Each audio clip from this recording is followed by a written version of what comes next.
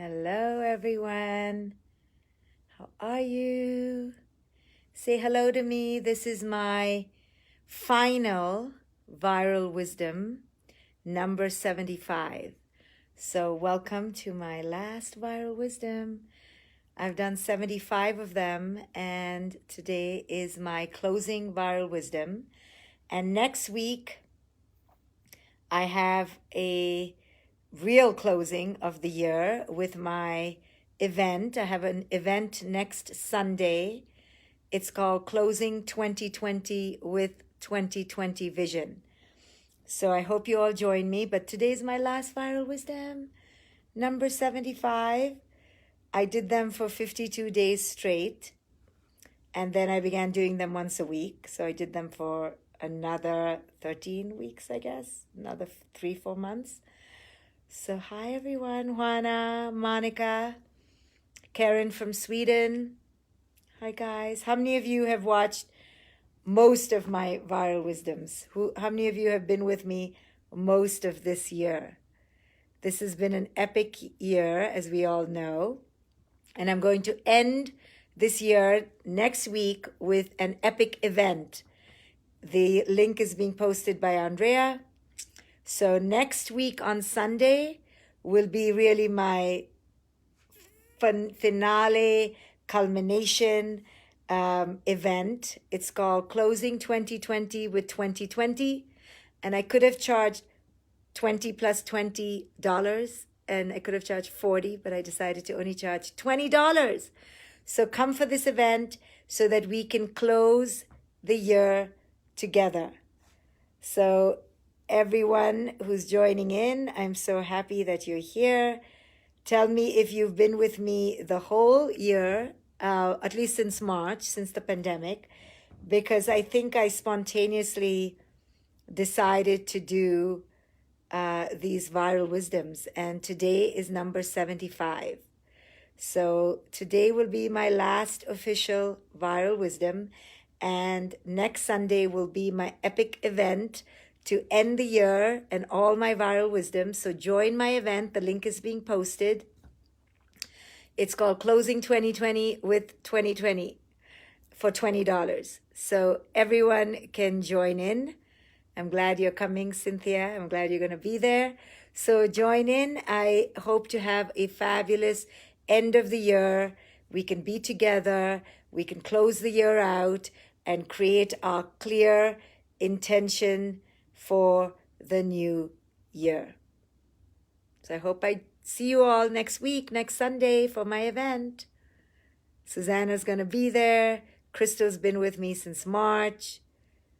So for today's viral wisdom, number 75, and the last official viral wisdom, what I'd like to focus on today, but before I start, can I just check in and see that everyone can hear me? Let me know if everyone can hear me.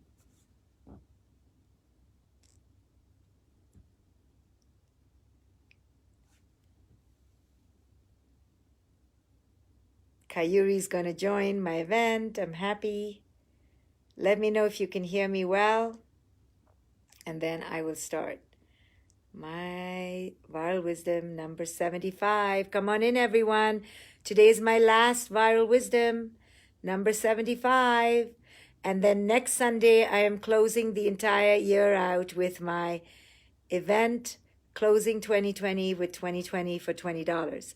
So join in next week. You have nothing to lose but $20 and all to gain, because I'm going to go through the whole year. What have we learned? How can we transform it into power?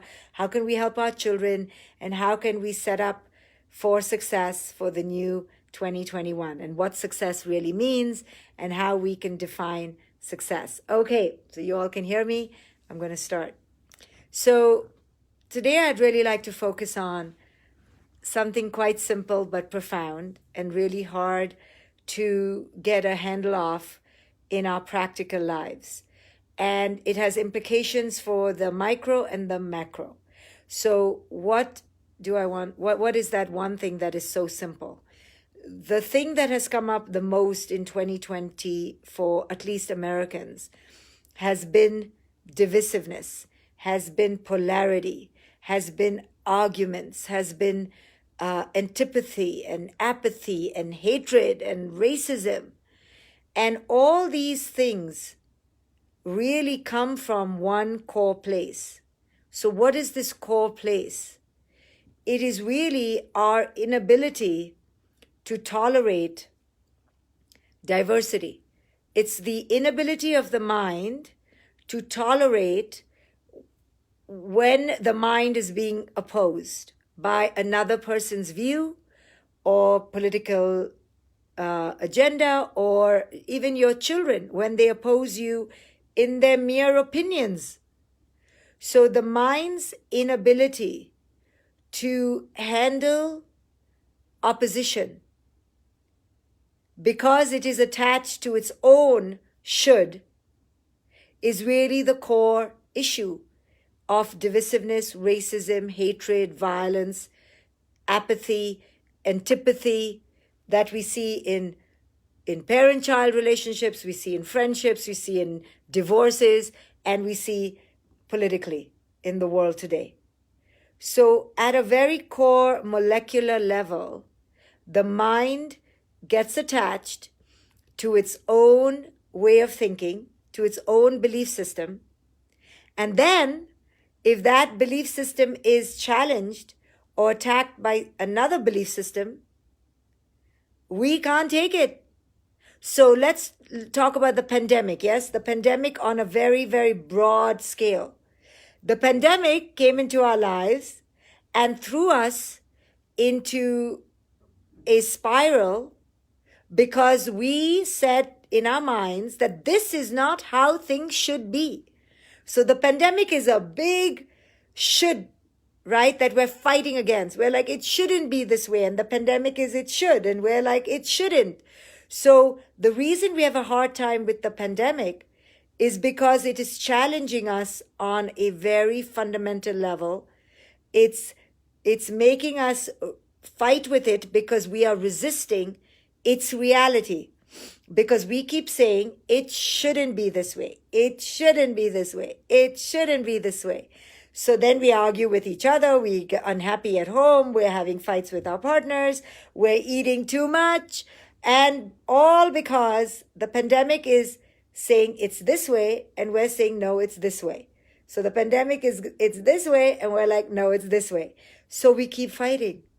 And it takes our energy. It gets us depressed. It gets us angry because we're fighting reality. In the same way, we're fighting with everyone else. We have different religions. We have different groups. We have different associations. We have cults and all these factions because each one is trying to gain supremacy. So on a simple level, when you argue with your child, it's because your viewpoint wants to gain supremacy over your child's viewpoint. On a big scale, if I'm a black person, I may feel like the world is against me, because it is, because of the racist views of the other groups against me, right? So now I'm being prejudiced against because people don't like my skin color, and so on and so forth, and over. We are fighting reality because we are attached to our reality. That's it. This is the cause of suffering, right? Life comes in and says, sorry, today traffic jam, today flat tire, today wrinkles, today cellulite, today death, today A grade, today C grade, today you fall in love, tomorrow you realize, not in love. Okay, this is life. It's full of fallibility, full of chaos. But you see, we don't want the chaos. But chaos is part of life. It is part of life. For the beautiful monarch butterfly to emerge, it needs to not only go through infinite chaos, it goes through downright destruction and liquefaction, and it becomes a globby, goopy thing till it transforms, and then the next form, and the next form, and the next form. So chaos is part of transformation. So this whole thing we say these days, oh, my kid is falling behind, because all these kids are doing virtual school. Oh, my kid is falling behind. My kid is not keeping up. Do you understand? These are only things you say because of your cultural indoctrinations, which have now become your belief systems that you're attached to. Your kid is not falling behind anything. The entire education system is a mass tragedy. The entire education system is constructed bullshit for the most part. In school, we never learned how to balance a checkbook. We never learned how to really solve conflicts. We never learned what I'm teaching you, social emotional literacy. We never learned how to sit still with ourselves. No, but we learned pre-calc and calc and trigonometry, even though it was clear in 6th grade that this mind is not a calculus mind. This mind is a dreamer, is a dancer, is an artist, is a sculptor. I technically should never have been learning pre-calc, calc, trigonometry, physics, because that's not my mind. Now today, I can learn physics and calculus if I choose to, and I will understand it from a different space. But as a 6th grader, for it to be shoved into my mind and then told I'm not good at it because I wasn't good at it, but then to be made to feel like I was lesser than because of this linear education system was all lies. So our education system is based on false constructions that we parents, we adults are licking, going to bed with, thinking it's the manna, and we're killing our children. So guys, it's up to us parents, us adults, to understand that our kids are not falling behind anything. They're finally stopping the madness. The pandemic has finally stopped the madness.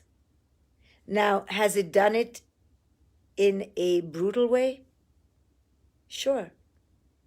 Like the tsunami of, I've forgotten the year, 2006, 2004, 2005. The tsunami in East Asia, was it brutal? Yes. So death is part of any transformation. So I'm not taking away the I have lost people I have loved in 2020. My best people, I've lost one of them, one of my closest people. So 2020 is not to be, eulogized without understanding its grave lessons. But there are lessons. And resisting the lessons is only because we are having an immature temper tantrum saying we don't want to go forward. We want to go backward. Death is part of any transformation, and so is chaos, right? You cannot leave a relationship without tears unless the relationship was meaningless. But if the relationship had meaning, you're going to cry when you leave a relationship. Even a nasty marriage, you're going to go through death. You're going to go through chaos. You're going to go through the unknown. So this pandemic is just an exaggerated, microscopic, like the microscope is on us, the spotlight is on us, the flashlight is on us, burying us in the unknown. It's a lot of unknown. It's a lot of chaos. It's a lot of death. But it's not unlike life before the pandemic, but there it was not so exaggerated. So we are in pain because we feel like, oh my goodness, like how much can we take? How much more? And those of us in America of certain political views had it even harder, yes, than other countries which were maybe more sane. So we were really having it here in America. Like our leadership was insane. The pandemic is insane. So here in America, we felt it more. But here in America, there is also right now too, more divisiveness. More people saying, no, this isn't the way this should be. So I won't wear a mask. I won't do this. I won't do that. And it's causing more resistance, causing more deaths, because we're fighting. Look, who likes to wear a mask? Said no one ever. I love to wear a mask, said no one ever. Please cover up my face so I can barely breathe with 2 masks and a shield and I look like a space alien, said no one ever. No one likes to wear a mask. I hate it. I hate it. But I've put one in every coat pocket and I still forget. I've put one in every door, outside near every door, in every bloody shoe, and in every jacket pocket, so I don't forget. Why? Because whether it is known to be fully efficacious or not, it's better than zero. So I grow up and I adult up and I go, gotta do what I gotta do. Because I don't want to have a temper tantrum. So the way to deal with life is to stop tantruming with life. It is what it is, what it is, what it is. And saying that it shouldn't be this way is good if you can make a change, if there is a portal for change. But sometimes it's just acceptance of the isness. And keeping on saying it shouldn't be like this, it shouldn't be like this, it shouldn't be like this, is just to have a massive, massive temper tantrum. And now say you have children, and your children are all going crazy on the screens. You gotta let up a little bit. You gotta let it go. You cannot be screaming at your kids when it's clear that this is chaos. So we are in chaos right now. We are in a huge tumult. We are in a huge reformation. But in order for reformation to occur, we need to disintegrate. So we are in a huge disintegration. And this is the fact of it. And it's sad. And it's frustrating. And we're all over it already. We're like, we're done. But that doesn't take it away, does it? We wake up the next morning, it's still here. So resisting it, this shouldn't be this way. It shouldn't be this way. Why are you so mean to me, pandemic? Why are you being so mean? Where you tell our husbands or our wives, why are you being so mean? This is child's talk, guys. The pandemic is not being mean. It's just brutally what it is. Your husband isn't being mean. He just brutally is what he is. And your children are not being mean. They just are who they are. So stop feeling victimized. No one here is being victimized by the pandemic. The pandemic isn't choosing certain people to kill or to hit hard. It just is the way it is. It's going to hit everyone sooner or later, or your neighbor. The closest it's going to come is your neighbor. It's coming to your neighbor if it isn't coming inside your house. So when you get it, or it comes knocking at your door in the shape of either a lot of weight gain, or unemployment, or your partner cheating on you, or the actual virus, right? It has many faces, or your kid completely becoming crazy in your house. Whatever the face of this is, it's coming. So when it comes, at least go, here you are. Here you are. Now you've come to my door. And I understand. I'm not special. I thought I was special. You know, how sometimes in the story of Passover, sorry, Jewish people, but how your house was passed over and missed the wrath of God. Not here. Sorry. Oh, I said this in Hanukkah time. But you know me, I like to see the holes in all the stories. So, to continue being reverent and not to become irreverent, on my last viral wisdom, by the way, guys, this is my viral wisdom number 75, my last one. But next week on Sunday, I'm holding my epic event, Closing 2020 with 2020 for $20. So I hope I see you all there. You can register. Somebody's posted the link at the top. Come for my epic event next week at 2 o'clock on 12/20, December 20th. Closing 2020 with 2020 for $20. though I could have charged 20 plus 20, $40, but I didn't. So we have these fantasies that we're very special, and God will answer my prayers. My house will be passed over because I'm chosen.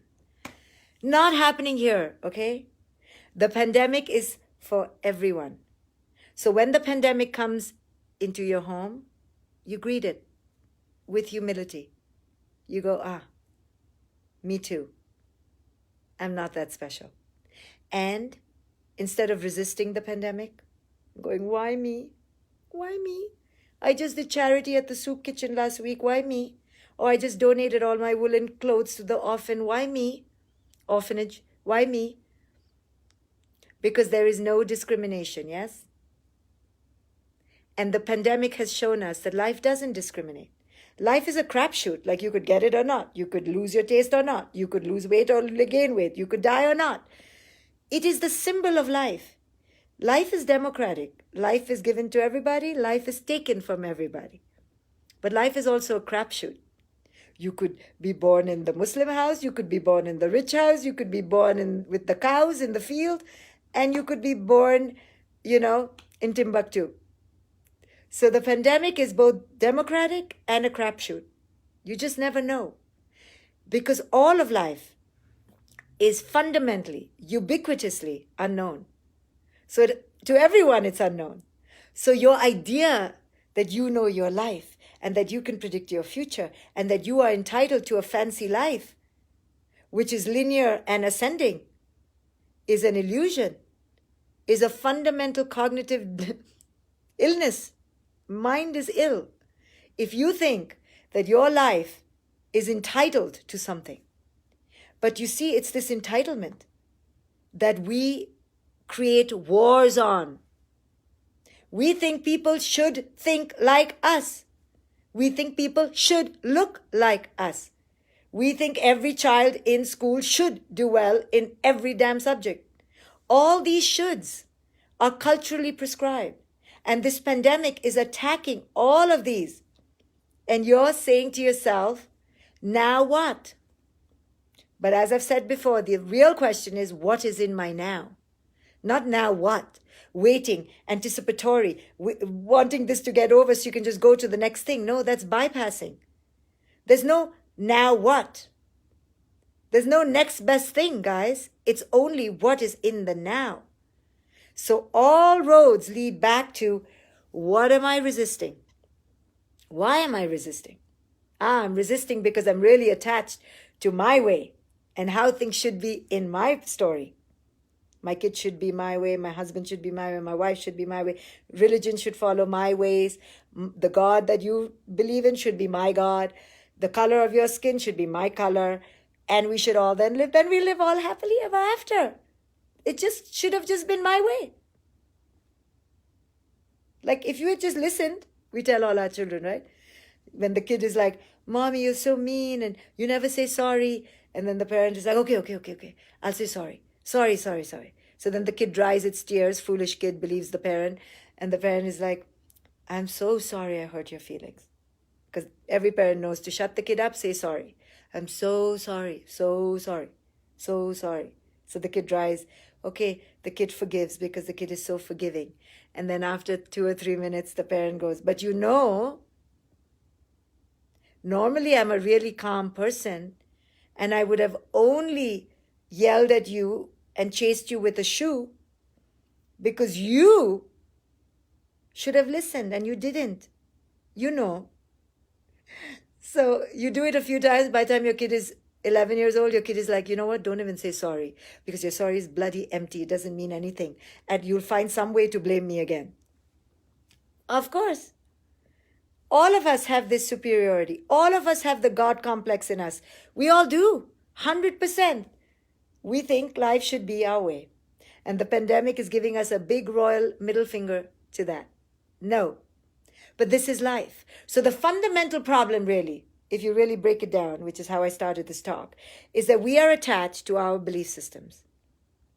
And if life doesn't go according to our should, we're going to have a pissy, mouth-frothing, cursing, hissy fit about it. Okay? We're going to be tantruming, foot stomping, obnoxious toddlers or teenagers. That's what we're going to be. And that's what we are. And we're taking out our frustrations on everyone. Or we're taking out our frustrations on ourselves and eating ourselves and blowing up with obesity. We're angry because we were entitled to a better life. Our kids were supposed to be in college. My kid is 17 and a half. Next year, she's supposed to be going to college. That's the way it should be. I thought that was the whole point, that she should go to college. Didn't we do all those foreign languages and extracurriculars, bloody wasted all that money for this? So, hello. Now if college is going to be cancelled, what the hell? What did I do all that for? Exactly. Because I followed the masses, the asses. And now I'm upset that it's not going my way. So guys, basically, this whole system is all constructed. College is constructed, education system is constructed, 5-day work week, 6-day work week, looking like this, look like that. It's all based on our desire to be superior. My view is better than your view. My belief system is better than your belief system. And the Buddha said that enlightenment is only one thing, the extinction of all views. As you evolve, you'll understand how wise that is. Because what is the scourge of all violence, of all unrest, of all our pain, is our inability to enter acceptance of the isness. We're always fighting the isness. Now, it doesn't mean we condone the isness, but it means we understand the isness. And after we understand the isness, then we can change it, accept it, or leave it. We only have 3 choices, but we have choices. We can try to change it. We can try to accept it. But first we have to be aware of it. It is what it is. So right now, most of us in depression or frustration with the pandemic, we're not accepting the isness. The pandemic has brought with it life's isness. It is life's isness to the 10th degree, but it is only life's isness.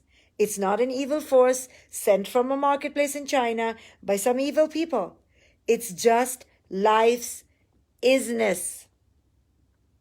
And when we accept life's isness, then we stop wasting all the energy that we were fighting it with, all the energy which we were protesting, resisting. So I'm asking you today to embrace this moment. There is no now what. There is no now what. There is only the now. So instead of asking now what, we ask what is in my now. Wherever you are, tall, thin, skinny, fat, rich, poor, white or black, with an obnoxious teenager or a cute, obedient ninth grader, it doesn't matter. With 6 children or 1, 6 children now, you're certifiably going to be insane. But with 6 or 1, wherever you are is because you are there through infinite cause and effect that you were part of. So you'll say, but I didn't cause the pandemic. Yes, you did. Shall I tell you how you did? You did indirectly. Every time you bought a plane ticket, you supported the airline industry. The thing that has made this a pandemic is travel. So do you like to travel on your airplane to Belize and Costa Rica and go see your grandparents and go see your daughter when she's at college? I'm not blaming the airline industry. I'm just saying it's a factor. You like this? It comes with this. Everything in your life has come about because of your participation in your cause and effect. You don't like it? You can change it, accept it, or leave it. So leave it. Stop flying airlines. Say from now on, I'm not going to fly airlines anymore. Because it was part of the pandemic that caused me so much pain, that made me pissed off with the world for 9 months. So now I'm pissed off. So now I'm not going to support anything that supports it. You won't be able to stop stopping things, because everything in our life has been part of the cause and effect of The pandemic, globalization, industrialization, your lights, your AC, your emission of fossil fuels through your car. Everything has affected everything, which has now affected the pandemic to be caused, which has now created more cause and effect and more cause and effect and more cause and effect. We are part of unending cause and effect. So you getting upset and pouting on day 20, 100,000 or 20,000 or 200,001 is myopic. It's not seeing the whole big picture. The person you marry and that you love so much, and oh, he's so handsome, and oh my God, we have great sex. He is however old, say he's 32, okay? He's 32 years of cause and effect. You want to be very careful. You want to uncover all the 30, you're like, I need to know what's been in your cause and effect. So you were raised by your crazy mother, who was raised by that psycho grandmother. You're so hot. You look really cute to me right now, but I'm not seeing the whole thing. See, we're not aware of it. We're like, oh, he's so cute. We kiss so well. We both love pizza. Let's get married. You don't realize there's been 32 years of cause and effect that you weren't part of. But now you're going to be part of it. So don't complain when he's 62 and, looking just like the crazy mother or the psycho grandmother. You're like, how did you become like this? Because the causes and effects were in the making. It's all in the making. So we have to own it. Yeah? You can't be loving your fancy tech house, everything is automated, and then curse the pandemic or curse global climate change. You are part of it. Eating your steak, loving your juicy steak. Methane production from the cow farts, big cause of the pollution and fossil fuel emission. You want to give up your steak?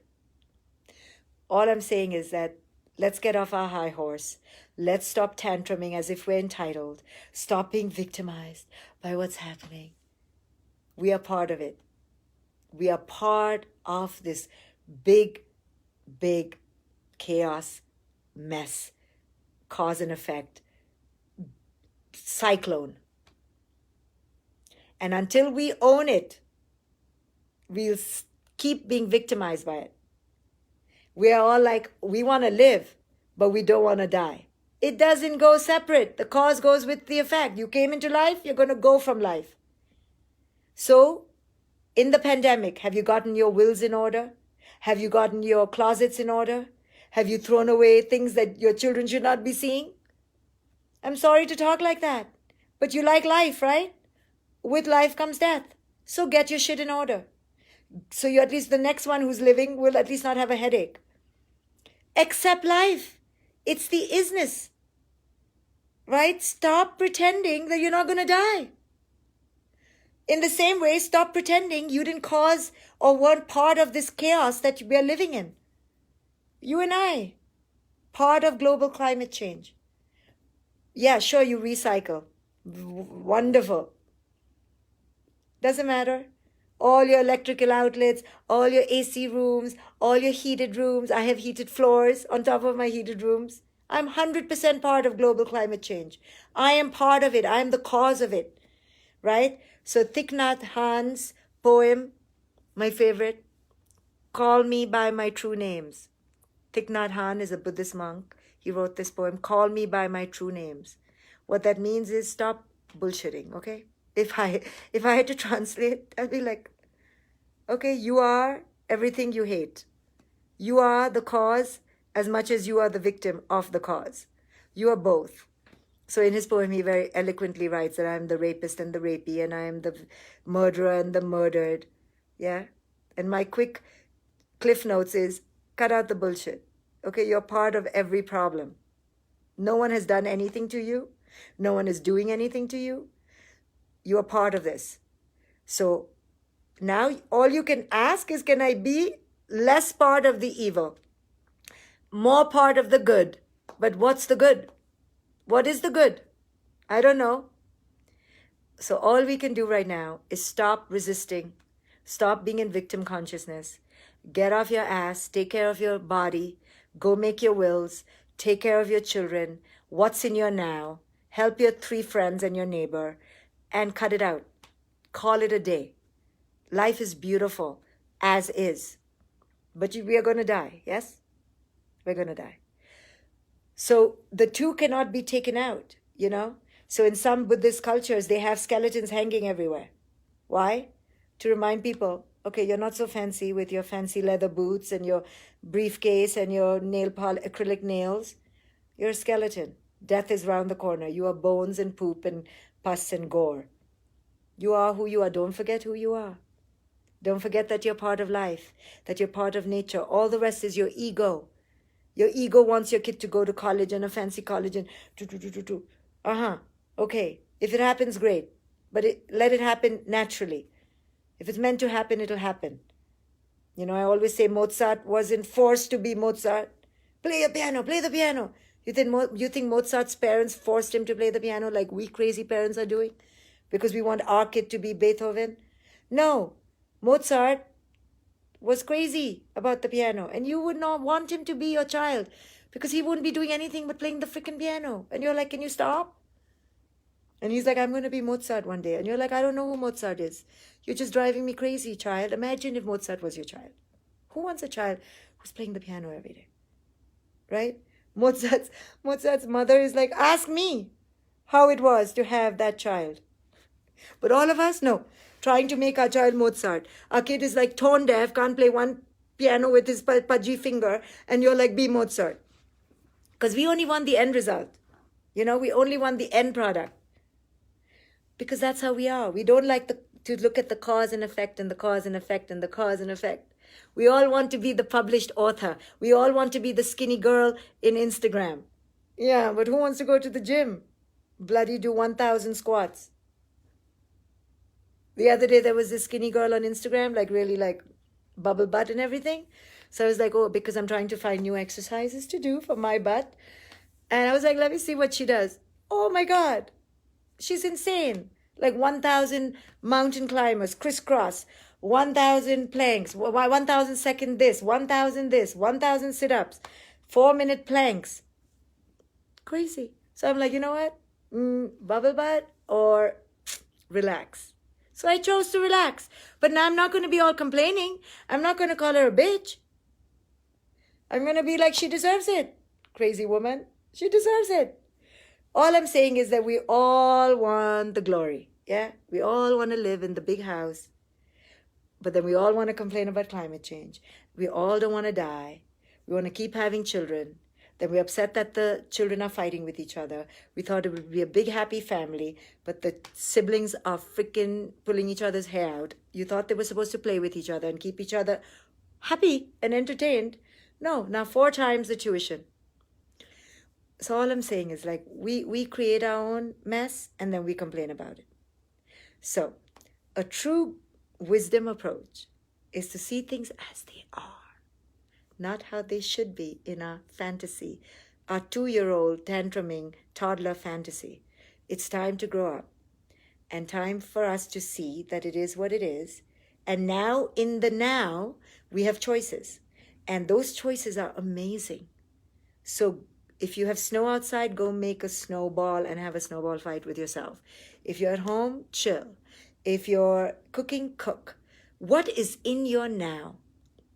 Whatever is in your now, own it, embrace it, find the gratitude, keep it simple. There's a lot in your now that is amazing. I know it. Because you know how I know it? Because first you're breathing. If you're breathing, you can laugh. Laughter is amazing. If you're breathing and you can laugh and you can walk, or even if you can't walk, somebody can take you outside, and outside, there's always a magic show going on because nature never fails.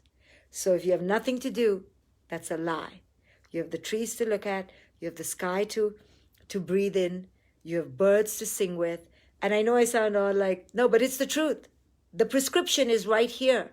The prescription is not in the vaccine. The prescription is not in the vaccine. The prescription is in the clarity of your mind. Letting go the shoulds, entering the isness, seeing what is in my now, entering gratitude. There's so much right here, right now. Don't be waiting for the vaccine. This pandemic has asked us to stop, to pause, to disrupt, and to heal. So are you healing? And the only way to heal is to come back into yourself. And the only way to come back into yourself is to enter the now. It's you and in the now. 2 3-letter words. You, now. You, now. You, now. So every time in my life when I get all high and mighty and I get all entitled, it shouldn't be like this and it shouldn't be like that. And if I was running the world, it wouldn't be like this. And why don't people just listen to me? I get off that high horse of delusion and I go, look at yourself in the now. Look at yourself in the now. What's in my now? What's in my now? Where am I right now? And I come back from my ego trip of changing the world and fixing all the insanity. And I go, fix yourself. Fix yourself. Be in your now. Are you in your now? And that's it. Every time I do it, I come back on the ground. I connect with nature. I look outside my window and I shut the F up. And I enter my heart and I find quietude, solitude, and serenity. It's right here. It's right here. So the pandemic has brought us home. It's at least given us the pathway to enter back home. Your home within you right now. Right here, right now. That is the prescription. The vaccine, the tried and tested vaccine of 5,000 years at least, is you in the now. That's it. If the world could heal that, we would stop suffering. Globalization would end. Industrialization would end. The utter destruction of the planet would end, because we suddenly realize that we don't need all that we have been taught to need. We need ourselves. So this is the power of this moment, that if you understand it, you have healed. And because you have healed, your children will heal. And because your children will heal, the earth will heal. And I know it sounds so simple, but by golly, no one can do it. It's entering your you in the now and finding serenity. Ending the victimization, ending the entitlement, ending the discontent of the shoulds not being met, your shoulds. So guys, this is my 75th viral wisdom. This is my last viral wisdom. But next Sunday, I'm having an epic event to end all the year, to end it symbolically. Yes, it doesn't end. Time doesn't end. And it's called Closing 2020 with 2020 Vision for $20. The link is up above. I hope I see all of you next week. You've been with me through all these viral wisdoms and my meditations. And I would love to end the year with you. So it'll probably be more than 2 hours, knowing me. But it's been slated for 2 hours. The event is recorded. You will have the link for 60 days. So you have no pressure. But I just thought it would be so powerful, because this year is so different, to really end it in the right mindset, to really understand what this year has been about, how to transform it to power, how to help our children with grit and resilience, and how to invite the next year with the right alignment. So this is what my event next Sunday is going to be about. But this officially ends my run for Viral Wisdom number 75. I'm ending it today, but join me next week for my end of year event. I'd love to see you next week. The link is up there. Come join me. It's just $20. And I will be summating all my viral wisdoms. I'll be culminating all of them next week. All the lessons learned in one place. So join me next week. And thank you all. If you can't join me, thank you for being part of my viral wisdoms. I'm so excited that I got this opportunity to share with you and to be part of your at least transient healing, if not eternal healing, but at least to be a small part of your healing and your respite. And if I helped even one of you breathe easier, then I'm honored. So thank you all, guys. It's the end of my Viral Wisdoms. Join me next week for my year-end event. I hope to see you there. Thank you all. Genuinely, thank you all for being part of my Viral Wisdoms. They're all stored on YouTube, so you can always have them. I don't think I'm going to take them out anytime soon. Bye, guys. Hope to see you next week. Join my event.